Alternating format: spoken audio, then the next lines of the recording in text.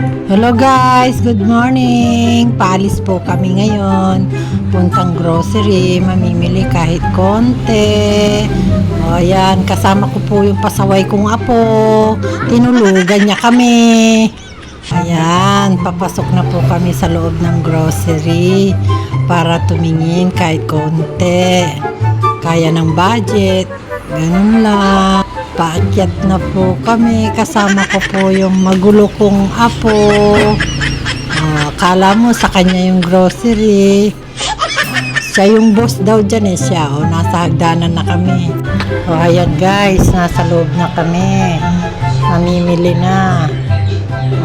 Kuha muna kami ng cart namin. Tapos basket. Para mapaglagyan kahit konti lang ang mabibili. Ayan na, nagtulak ng mabait kong apo. Ayan, may balak pang dumampo. Kumuha siya ng toothpaste niya, saya-saya pa niya. Ayan, nagtulak na kami, ikot-ikot, dampot-dampot. Kahit konti, dagdag paninda. Ayan, na-traffic pa kami. Tingin-tingin kung magkano mga presyo, kung kasya sa budget. Ayan, nasa counter na po kami, magbabayad na. Siguray hanggang saan kaya aabuti ng budget natin. Sige lang. Ay, Diyos ko, yung apo ko paikot-ikot. Kala mo sa kanya yung grocery. Ayan na po. Magbabayad na po ako.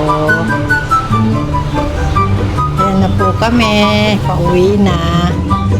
Kala mo, dami namin pinamili, no? Pababa na po kami. Yung apo ko parang kala mo nakawala sa koral. Yan, sasakyan na kami sa sa tricycle namin Pajero. Yan, sakay na ako na yung pinamili namin. Saksak sa motor. Sige. Pati apoy saksak na rin. Para makasakay na kami at makauwi na. At ako'y gutom na. Ayan, nasa daan na po kami. Pauwi na. Yan na po yung mga pinamili namin. Ayan. Sa wakas, nakauwi na rin kami. Kapagod. Salamat po.